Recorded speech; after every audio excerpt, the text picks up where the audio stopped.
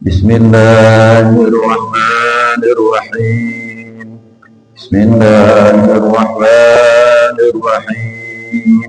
Ya Arhamar Rahimin, Ya Arhamar Rahimin, Farij 'alal muslimin, Ya Arhamar Rahimin, Farij 'alal muslimin, Ya Rabbana Ya Karim, Ya Rabbana Ya Rahim, Ya Rabbana Ya Karim, Ya Rabbana Ya Rahim, Antal Jawadul Karim, wa Anta ni'mal mu'in, Anta Jawadul Halim, wa Anta ni'mal mu'in, wa laysa narju siwa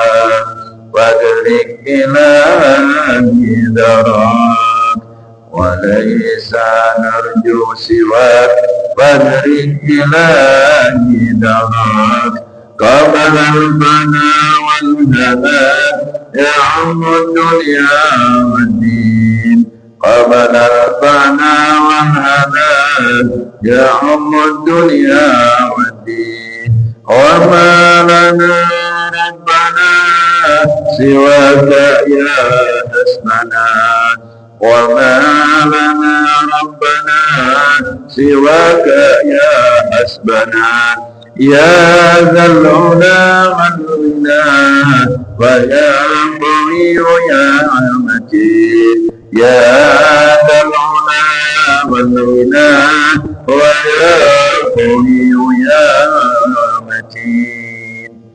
Alhamdulillah. Assalamualaikum warahmatullahi wabarakatuh. Alhamdulillah binikmatil iman, binikmatil Islam, binikmatis sihah. Asyhadu an la ilaha illallah wahdahu la syarika lah, wa asyhadu anna Muhammadan abduhu wa rasuluh. Allahumma salli wa sallim wa barik ala sayyidina Muhammad wa ala alihi wa sahbihi ajma'in, amma ba'd. Alhamdulillah, kita bersyukur pada Allah Subhanahu wa Ta'ala.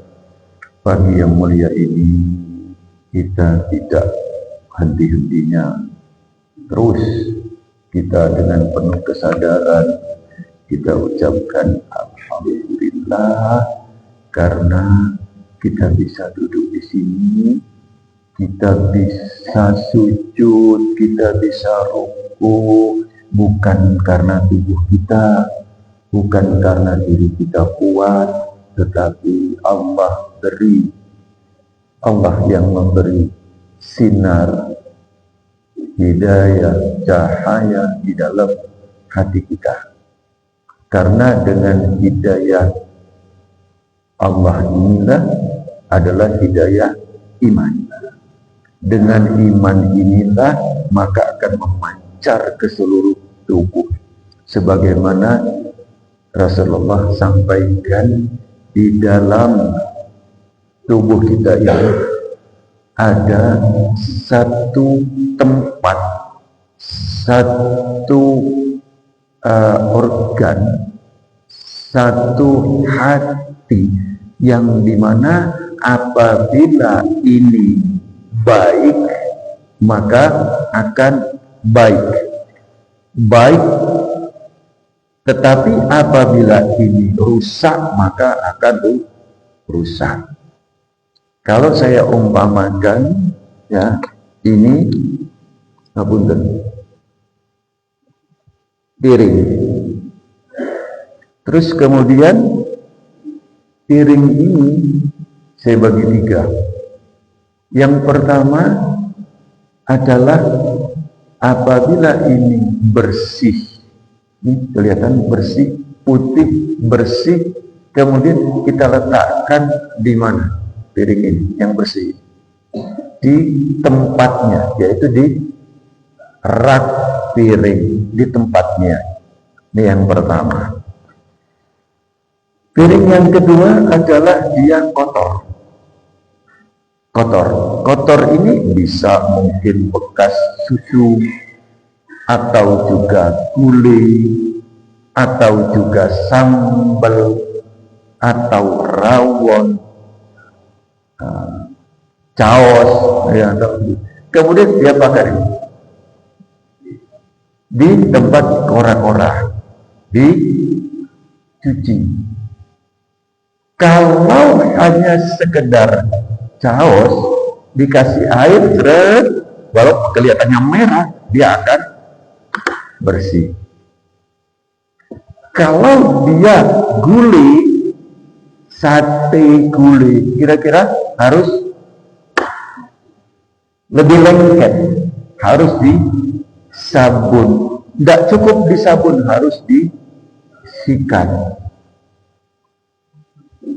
Terus kemudian kalau dia kebetulan ada cat, ya, yang agak lengket, harus diapakan? Dikerok atau pakai thinner, nggak pakai sabun, nggak hilang. Beberapa waktu yang lalu ada sepeda motor, seorang ibu dia naik sepeda motor yang pakai rantai, terus kemudian rantainya ini kena olinya rantai, ya. Ini dia apa? Dibersihkan pakai apa? Hah? Pakai bensin, enggak hilang. Kepengen tahu? Pakai apa? Pakai sabun ini enggak hilang. Pakai sabun mandi batangan. Sabun mandi yang wangi itu lah. Bersihkan, hilang. Harus tahu bagaimana kotorannya sehingga kita tahu bagaimana cara obatnya, membersihkannya. Ini yang poin yang kedua. Ini banyak, ini yang kedua ini, Pak. Yang ketiga, kalau ini patah atau belah, ya, atau pecah, kira-kira taruh di mana, Pak? Buang, nggak dipakai, buang tempat sampah. Di dalam perjalanan hidup kita, mulai dari akil balik, ya, nah, mulai kita makan, ini ada poin di mana? Kalau sebelum akil balik belum dipakai, bersih, Pak. Jadi bayi-bayi yang meninggal, ya, atau dalam keadaan bersih, maka dia langsung kembali, tidak dihisap. Apa yang mau dihisap? Apa yang mau dicuci? Ini. Kemudian kalau kotor, berapa kotornya dan apa yang mengotorinya? Ini yang perlu. Ini yang kedua. Perjalanan kita mulai dari akil balik, ya, bahwa Bapak mulai datang mimpi basah. Umur berapa? Nggak diingat. Memang batas akhir adalah mimpi, nggak mimpi 15 tahun hitungan hijriah masuk akil balik. Tapi kalau mimpi nggak nunggu 15. Pernah tahu kapan? Ini perlu, jadi kita punya anak, ini kita tanya, mimpi apa belum? Oh, mimpi apa? Kemarin aku mimpi jalan-jalan kemana-mana. Dia tidak memahami yang dikatakan mimpi basah. Nanti kita akan bahas khusus tentang bagaimana proses daripada terbentuknya atau fungsi daripada ginjal kita. Nanti akan kita bahas itu ginjal, sampai dia terbentuknya urin, sampai dia berapa banyak di sini, sampai dia keluar, apa saja yang keluar. Itu nanti pembahasan, saya tidak ke sana. Kemudian kalau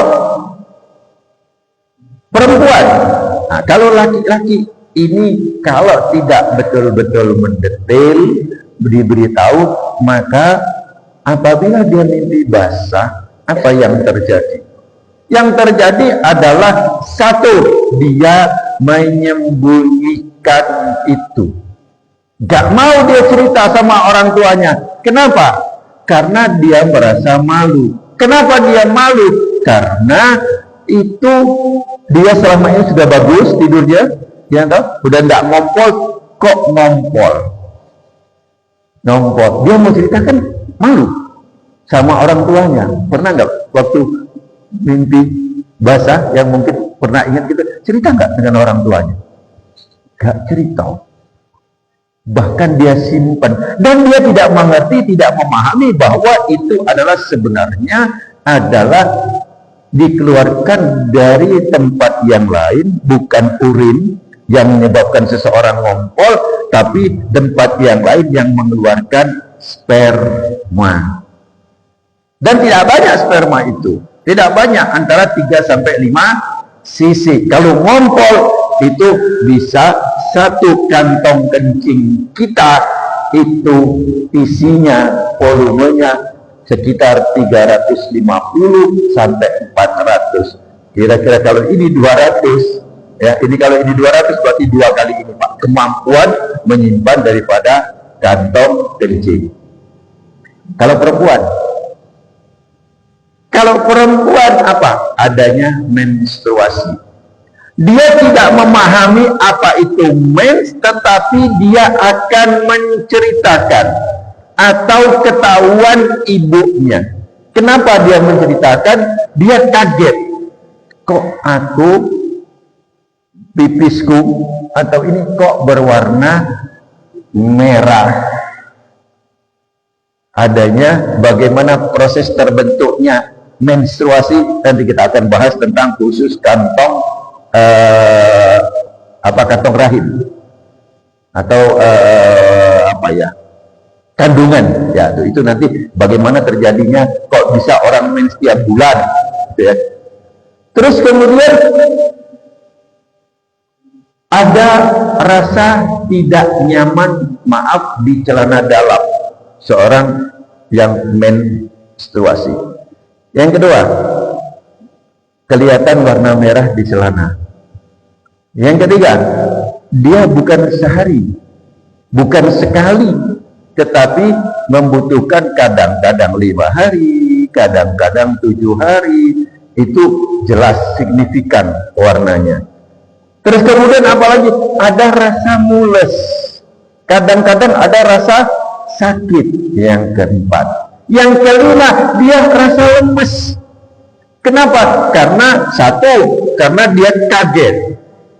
Yang kedua, karena memang keluarnya darah itu dia memang agak lemes badannya.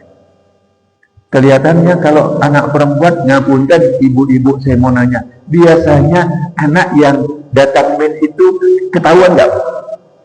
Cerita nggak Bu dia, Bu? Cerita. Bahkan diberikan softtek. Umur berapa?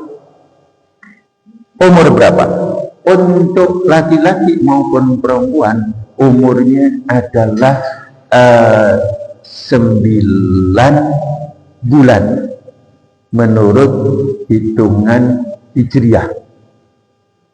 9 tahun, kamu tahu? 9 tahun, bukan 9 bulan.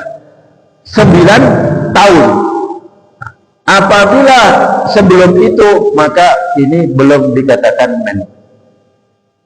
Kalau dalam hitungan Masehi 8 tahun, 8,5 atau 8,6. Ini hitungan Masehi. Setelah itu berarti kira-kira anak itu kelas 3. Kelas 3 mau masuk kelas 4, kelas 3 itu sudah terjadi. Dari mana saya tahunya? Waktu saya masih jadi komite salah satu di dalam pembahasan tentang keuangan. Guru-guru minta pembalut. Saya tanya, Ibu pegang kelas berapa? Kelas 3. Masa saya, Bu? Ada. Jadi kelas 3 sudah mulai ada. Oke. Disitulah kita mulai start amal akan dicatat kepada diri kita. Jadi anak-anak, ya toh, kenapa Rasulullah ajarkan untuk ajar anak kita sholat anak umur 7 tahun. Karena masuk 8 lebih sedikit dia sudah mulai siap-siap untuk mempertanggungjawabkan dirinya sendiri. Ini kotor, Pak. Kira-kira sudah berapa banyak kotoran yang ada di kita? Sudah berapa karung? Saya, punten Pak, saya di sini, saya pernah ngitung, nyoba, ya toh, sampah itu satu drum itu separuh lah, ya toh. Saya hitung ini, itu sudah berapa truk sampah yang kita buang, Pak? Sudah berapa truk, Pak? Bagaimana kalau itu di rumah? Sampah-sampah itu, Pak, nggak dibawa oleh bapak saya yang bagian kebersihan itu, udah berapa banyak sampah yang ada di rumah kita. Nah, ini rumah kita yang ada dalam hati kita, dalam diri kita, itu masuk sampah melalui mata, sampah melalui telinga, sampah melalui hidung, sampah melalui mulut, sampah melalui kulit, sampah melalui tangan, sampah melalui kaki. Itulah kita, kalau kita buang tiap hari, maka rumah kita bersih. Rumah kita bersih. Kalau kita cuci, ya kita cuci, tangan kita cuci, kemudian mulut kita cuci, kira-kira bersih nggak, Pak? Sampai Rasulullah katakan bahwa apabila kalian mandi, di depan rumahmu ada sungai, kemudian kalian mandi 5 kali sehari, kira-kira bersih nggak, Pak? Nah, inilah kita belajar bahwa kita betul-betul mandi. Kita juga betul-betul wudu, bukan hanya sekedar basah. Bagaimana caranya supaya ini bersih? Kita harus betul-betul masuk ke wilayah itu. Contoh sekarang ini, bawa ember, kemudian kora-kora di sini, gimana kira-kira, Pak? Pak Kus ngamuk, ojo kora-kora deh, kodo. Benar nggak, Pak? Kora-koranya di mana? Dibawa ke sana. Yang pecah atau hancur, kira-kira dibuang ke tempat sampah. Begitu juga dalam hati kita. Bapak-bapak, tadi kita membaca La ilaha, ini satu. Itu adalah sebenarnya mencuci. Apa? Mencuci untuk meluruskan, jangan ini pecah, jangan ini pecah. Satu, di dalam bulan Sya'ban ada peristiwa yang bagus, yaitu nisfu Sya'ban. Nisfu Sya'ban itu akan dihapuskan dosa-dosa oleh Allah Subhanahu wa Ta'ala, kecuali ada beberapa. Satu, piringnya pecah, nggak bisa dipakai, yaitu orang-orang yang hatinya pecah, menduakan Allah, mentigakan, menglimakan, menteratuskan Allah. Yang pertama, apa? Kalau dia iman kepada Allah, dia mengucapkan syahadat asyhadu an la ilaha illallah. Tadi kita sebut tadi la ilaha illallah. Ini artinya tetap kita meluruskan, merapatkan dan menguatkan daripada hati tadi, Pak. Jangan sampai hati ini pecah. Kalau pecah, dibuang. Tidak akan masuk lagi ke tempat kora-kora, tidak akan masuk lagi ke tempat rak piring. Bapak-bapak, ibu-ibu bisa memahami, Pak? Bisa memahami ini, Pak? Jadi kita harus menjaga jangan sampai ini pecah. Kalau ini pecah, buang. Tempat bau, tempat sampah, tempat kotor, tempat yang tidak benar, yaitu Allah siapkan, yaitu api neraka. Untuk tempat yang begitu baunya luar biasa, begitu dahsyatnya, nggak usah diazab dengan api. Baunya api neraka itu, baunya neraka itu kita tidak bisa hidup, Pak. Baunya tok loh. Baunya tok, kita nggak bisa nafas, Pak. Apalagi intinya, Pak. Nah, ini yang perlu kita jaga. Yang perlu kita perhatikan, jangan sampai ini pecah. Kalau kotor, nah, fungsinya nanti di bulan Sya'ban ini, Pak. Kenapa Allah berikan peristiwa-peristiwa itu untuk mencuci? Kemudian la ilaha illallah. Kita perkuat lagi, yang diajarkan wahdahu la syarikalah. Aku tidak menyekutukan Allah. Lahul mulku, hanya Dia yang menguasai. Walahul hamdu, hanya Dia yang terpuji. Wa huwa ala kulli syai'in qadir, hanya Dialah yang semuanya menguasai segala-galanya, Pak. Nah, di sini kita mulai mantapkan sini kita la ilaha illallah wahdahu la syarikalah lahul mulku wa lahul hamdu yuhyi wa yumiit. Yuhyi artinya itu Allah lah yang menghidupkan, wa yumiit, dan Allah lah yang menghidupkan seseorang kematian. Wa huwa, dan Dialah ala kulli syai'in qadir, ala atas segala sesuatu, kulli syai'in qadir. Ini, Pak. Jadi mantapkan tauhid kita dengan la ilaha illallah wahdahu la syarika lahul mulku wa lahul hamdu yuhyi wa yumiitu wa huwa ala kulli syai'in qadir. Orang yang berada di tengah, artinya kotor ini, maka hendaklah dia membaca istighfar. Ini salah satu. La ilaha illallah wahdahu la syarikalah, itu untuk mencuci kotoran-kotoran yang kita bawa. Kemudian kita membaca istighfar yang lain. Apa? Astagfirullah, astagfirullah, astagfirullah. Ini yang pertama. Yang kedua, Allah tidak akan terima, ya, ini malaikat datang kepada Rasulullah, kemudian disampaikan bulan apa,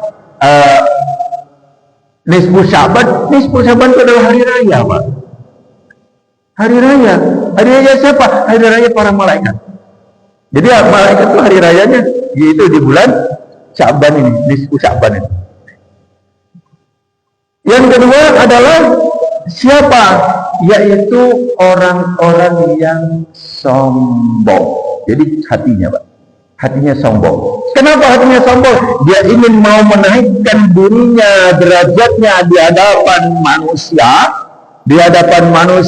untuk naik apa? Mau pakai pakaiannya Allah. Hanya Allah lah yang maha segalanya. Dia kepingin coba, aku merasa lebih dalam segala hal. Apa merasa lebih? Sebelum saya masuk ke sini sedikit, bahwa hati-hati, jangan sampai di sini disebutkan ada kulli syai'in qadir, segala sesuatu. Jangan sampai kita karena fulus, karena ilmu, karena hebat, karena pintar, jangan sampai kita merasa kita lebih tinggi, lebih naik, lebih hebat. Tidak, semua itu diberi oleh Allah. Saya punya sahabat, Pak, jago, Pak, pinter, Pak. Saya sebutkan orangnya, aslinya dari mana? Dari seberang. Mana? Madura, Pak. The best, Pak. Pinter ini teman saya. Tingkat 1, dia 10 besar, Pak. Ceker, itu kedokteran loh, Pak. Tingkat 2, ceker. Tingkat 3, pelak. Kenapa? Gak mampu ininya. Putar sedikit. Linglung. Tahu linglung, Pak? Ya apa, Pak? Gimana? Blank. Tapi untung setelah dia blank, dia balik lagi, Pak. Alhamdulillah, ya, prediksi kita dia 6 tahun lulus. 6 tahun lulus tanpa ada hambatan. Kalau kita itu, Pak, ujian, Pak, setelah ujian itu kemudian ada namanya remedi atau hair, ya, atau kita tuh ada ujian ulangan.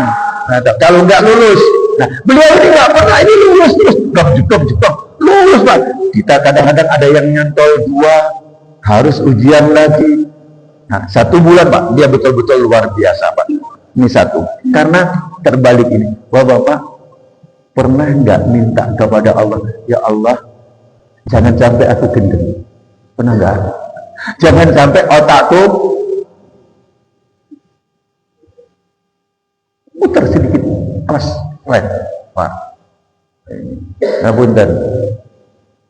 Ini apa Pak? Jangan sampai ini disebutkan kalkulator loh Pak. Jangan. Nah ini berarti koslet. Jangan sampai ini dikatakan apa kacamata. Koslet Pak. Siapa yang memelihara itu? Allah yang maha memelihara. Kalau bapak-bapak nggak mau pikun, saya kasih resepnya Pak. Mau? Ibu-ibu nggak mau pikun Bu? Bacalah di samping yang tadi ya Arhamar Rahimin tadi, kasih sayang Allah, baca ya Muhaimin. Allah sampaikan bahwa kalau kamu ingin minta kepadaku, bacalah asma'ku. Salah satu asma Allah adalah ya Muhaimin, Allah yang maha memelihara. Kapan bacanya? Monggo silahkan. Kalau saya baca ba'dal maghrib, saya baca 10 kali. Supaya apa? Supaya yang ada normal ini Allah tetapkan, terutama otak kita. Allah pelihara otak kita, kalau diputar sedikit aja. Sudah Pak.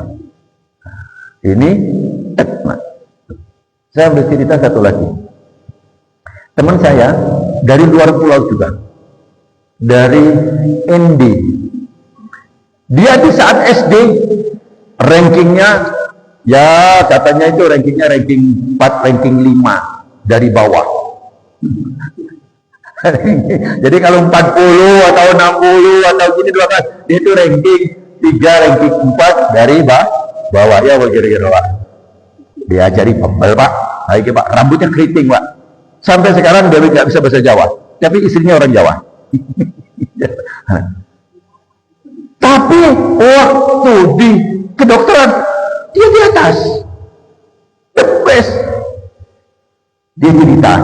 Jadi waktu itu ya dia bermain, nggak taunya kejatuhan entah apa, ya plak, jatuh, terus kemudian kena kepalanya. Setelah itu Pak dia nggak sadar. Rupanya dengan plak tadi kehendak Allah, dia nggak sadar. Pas dia sadar gini-gini, mulai dari SMA Pak, ranking terus Pak di luar Pak. Kenapa? Karena ceklek. Nah, jadi otak kita ini, nyata kepintaran kita di sini tuh Allah yang atur Pak. Nah di sini yang kita minta, ya Allah, dengan cara membaca ya Muhaimin 10 kali Pak. Termasuk anak kita, waktu saya masuk ke dokteran ini saya yang saya baca Pak, sehingga apa yang kita baca itu dia akan ingat Pak. Baca ya Muhaimin, monggo supaya kita nggak pikun, ya toh, mumpung ada ini, ya toh, kita membaca ya Muhaimin. Jangan sampai sholat asar telu apa papat ya,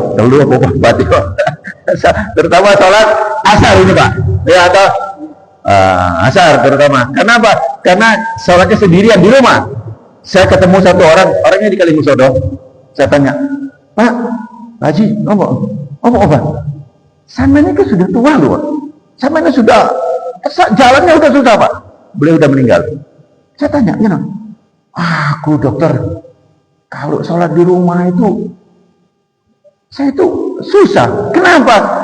Saya ini pas rakaat ketiga, apa 2, apa 3, apa 2, apa 3. Itu pernah nggak terjadi?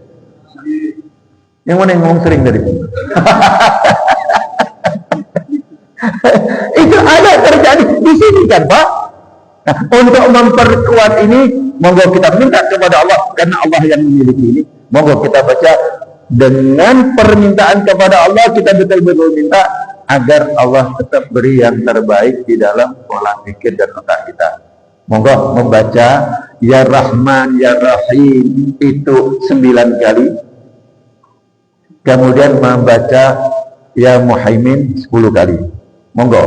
Ya Rahman, Ya Rahim, Ya Rahman, Ya Rahim, Ya Rahman, Ya Rahim, Ya Rahman, Ya Rahim, Ya Rahman, Ya Rahim, Ya Rahman, Ya Rahim, Ya Rahman, Ya Rahim, Ya Rahman, Ya Rahim, Ya Rahman, Ya Rahim, Ya Rahman, Ya Rahim, Ya Muhaymin, Ya Muhaymin, Ya Muhaymin, Ya Muhaymin, Ya Muhaymin, Ya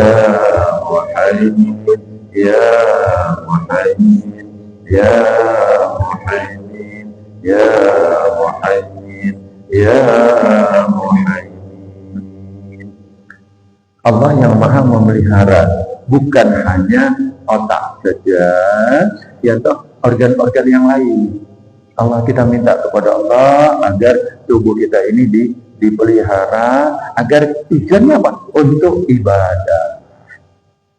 Tujuan kita adalah untuk menghambakan diri kepada Allah. Sehingga kita baca, ya toh kita baca, apa kita baca? Kita minta kepada Allah agar kita ini zikirnya dengan baik. Allahumma inni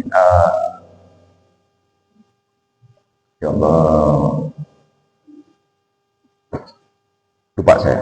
Ya, biasa saya baca, tapi nanti insya Allah masih ingat saya sampaikan. Jadi balik lagi. Jadi yang pertama adalah apabila ini pecah, maka dia tidak akan masuk ke sini.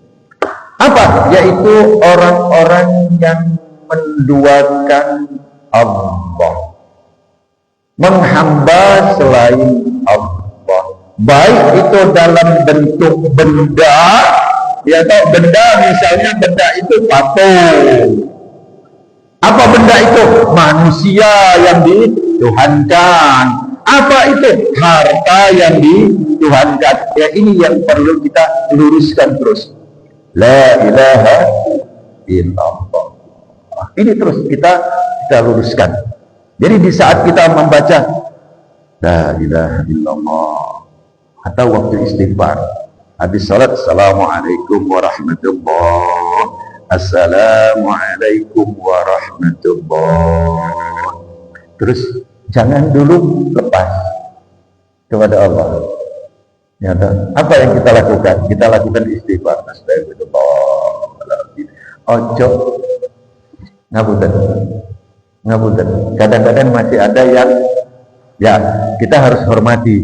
Ya, kalau ada yang salaman sama saya, masih saya ikuti, mungkin belum memahami itu. Tapi sebenarnya kita luruskan dulu. Nanti hablum minan nas itu nanti. Jadi setelah kita habis salat, assalamualaikum warahmatullahi, assalamualaikum warahmatullahi. Ojo.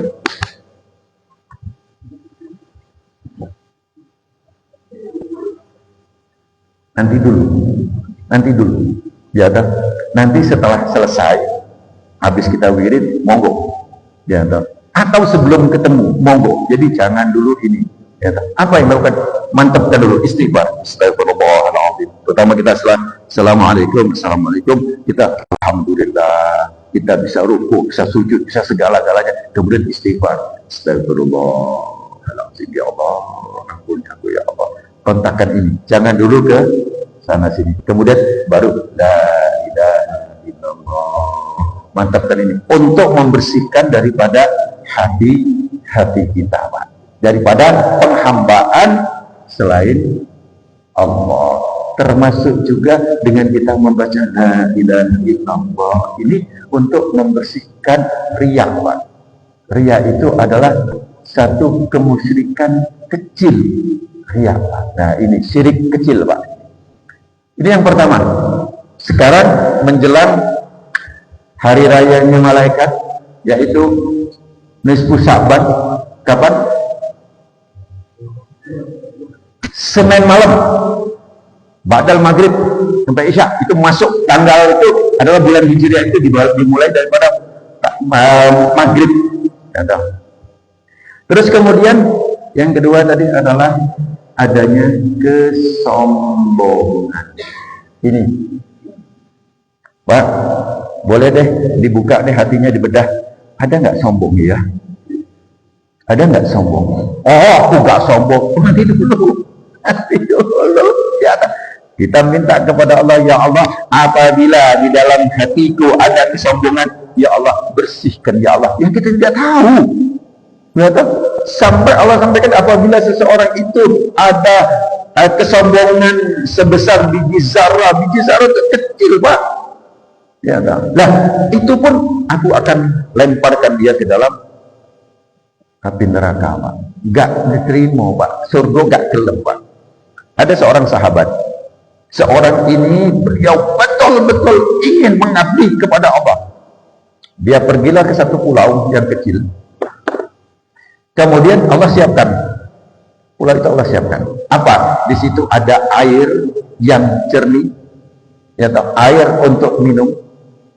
Kemudian di situ juga ada buah yang untuk dia mengenyangkan. Dia setiap hari nggak golek duit, nggak kerja.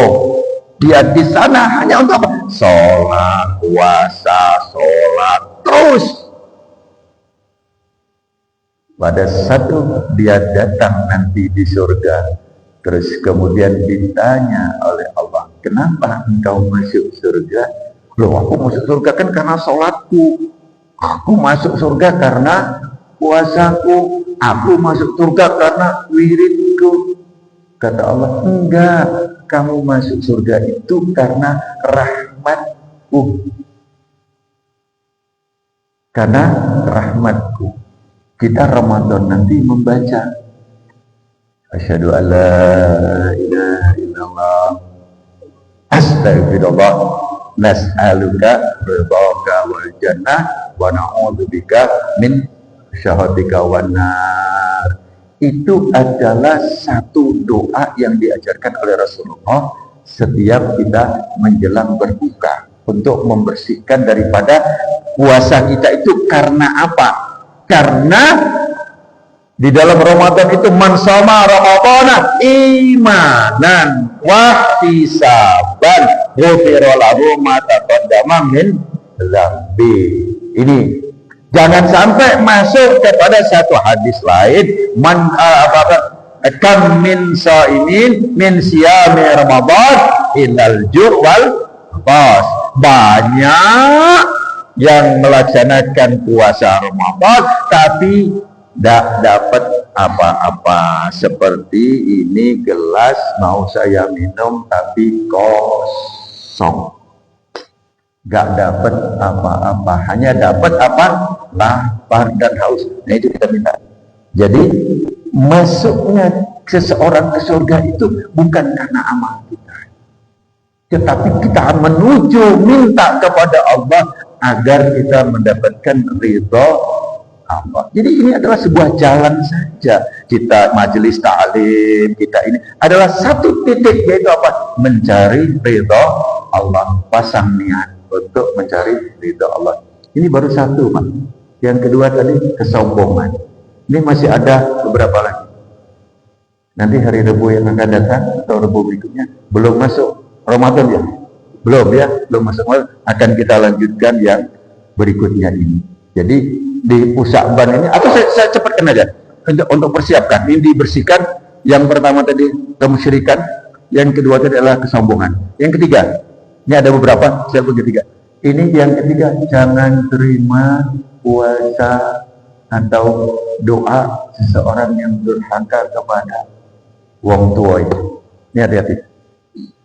Hati-hati ini. Status kita di mana?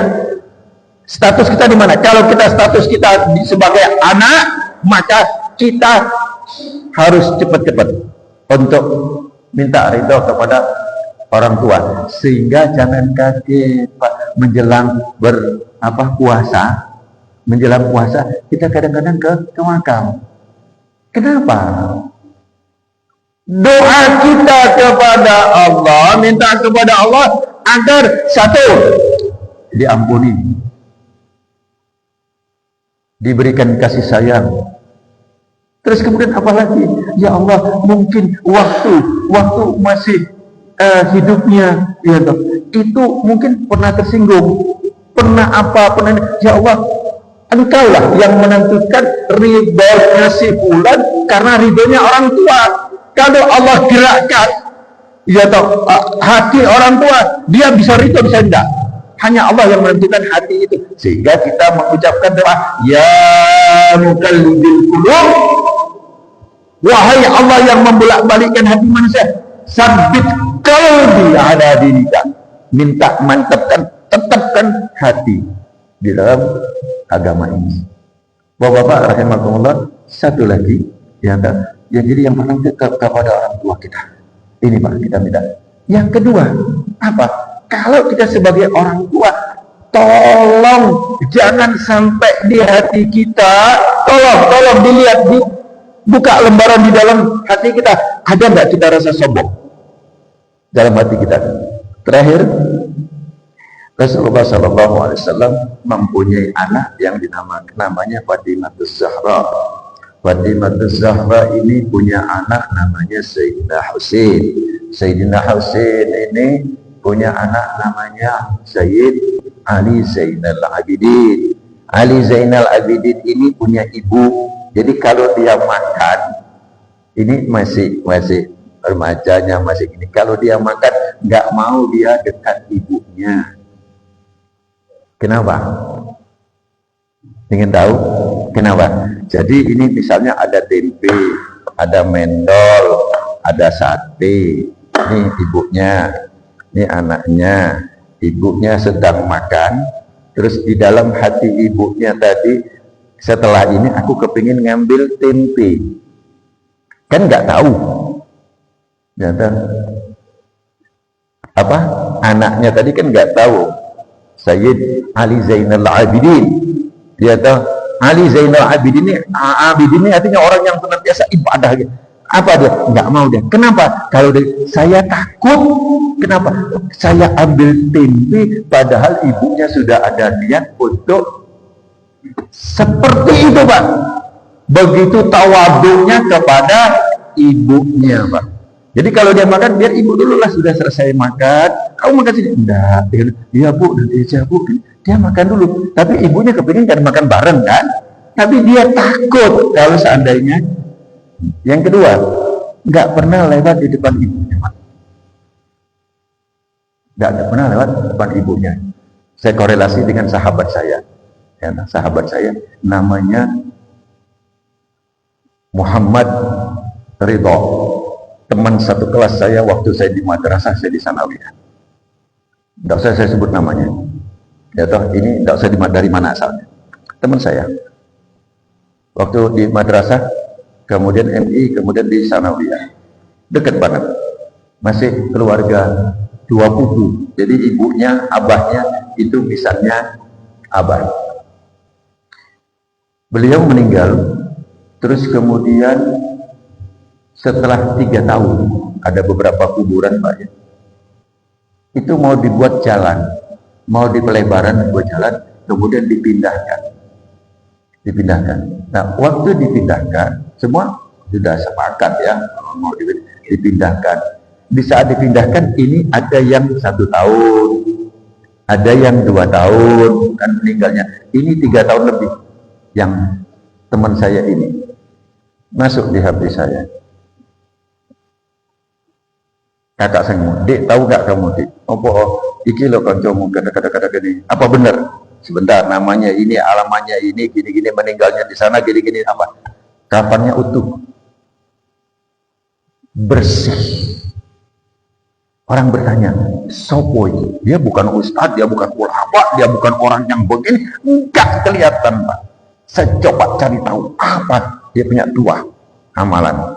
Satu amalannya apa? Dia senantiasa menyantuni anak yatim. Padahal bukan orang yang punya gedung, yang punya kaya raya. Enggak, Pak. Ya, Pak. Enggak, Pak. Terus dia sering menyantuni anak yatim. Berapa aja, monggo. Ini yang pertama. Yang kedua saya ingat banget, dia nggak pernah ngomong keras dengan ibunya. Nggak pernah ngomong keras Pak dengan ibunya. Nggak pernah bantah. Yo sih, bu, sih. Itu yang saya tahu selama saya bergaul sama beliau.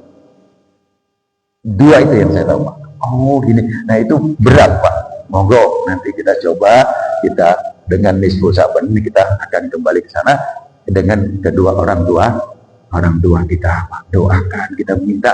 Yang kedua, kita sebagai orang tua tolong sesakit apapun ini ridho Pak ya, ridho kepada anak kita, karena kita tidak tahu mungkin hari ini adalah hari terakhir kita atau terakhir dia ya toh. Kita mohon kepada Allah, mudah-mudahan apa yang kita sampaikan hari ini kita bersiap-siap untuk menuju kepada kebaikan ya untuk kita semuanya, dan mudah-mudahan hari ini kita diberikan oleh Allah lebih baik daripada hari kemarin. Amin Allahumma amin. Ada yang mau tanya? Satu aja. Setelah itu kita tutup. Insya Allah ini sudah masuk 28. Ini 28. Oh, berarti baru 8 menit ya. Dari yang tadi ya. Baru 8 menit, berarti tinggal 7 menit lagi. Sampai kita salaman, itu kira-kira 3 menit, 2 menit, 3 menit. Berarti ada waktu 4 menit. Ada yang mau nanya? Kalau enggak kita tutup dengan doa. Gak ada yang mau nanya, bapak-bapak, ibu-ibu? Oke. Untuk nisfu Sa'ban nanti akan dilengkapi oleh ustadz yang lain. Ada persiapan apa saja yang ada. Tapi ini adalah sesuatu yang sangat bagus banget untuk kita semakin momen demi momen kita lakukan agar kita semakin bersih, dan mudah-mudahan dosa-dosa kita diampuni oleh Allah, dibersihkan oleh Allah. Hablum minallah, kita Allah akan mengampuni semuanya, dan kita akan menuju kepada pintu keridhaan Allah, pintu kasih sayang Allah Subhanahu wa ta'ala. Amin Allahumma amin. Ya Allah bina, ya Allah bina, ya Allah bihusnil khatimah, ya Allah bina, ya Allah bina, ya Allah bihusnil khatimah, ya Allah bina, ya Allah bina, ya Allah bihusnil khatimah. Subhanakallahumma wa bihamdika asyhadu an la ilaha illa anta astaghfiruka wa atubu ilaik. Subhanakallahumma wa bihamdika asyhadu an la ilaha illa anta astaghfiruka wa atubu ilaik. Subhanakallahumma wa bihamdika asyhadu an la ilaha illa anta astaghfiruka wa atubu ilaik. Agar doa kita atau wirid kita ini dinasihati oleh Rasulullah. Ada satu wirid yang kita baca 3 kali, itu akan menutup sampai nanti berikutnya. Jadi ini wirid sangat istimewa, satu tapi sangat luar biasa yang kita baca kemarin itu, yaitu subhanallah wa bihamdi adada khalqihi wa ridha nafsihi wa zinata arsyihi wa midada kalimati. Mau kita baca 3 kali. Subhanakallahumma wa bihamdika asyhadu an la ilaha illa anta astaghfiruka wa atubu ilaik. Ini penutup doa. Subhanallah wa bihamdi adada khalqihi. Moga sama-sama. Subhanallah wa bihamdi adada khalqihi wa ridha nafsihi wa zinata arsyihi wa midada kalimati. Subhanallah wa bihamdi adada khalqihi wa ridha nafsihi wa zinata arsyihi wa midada kalimati. Subhanallah wa bihamdi adada khalqihi wa ridha nafsihi wa zinata arsyihi wa midada kalimati. Assalamualaikum warahmatullahi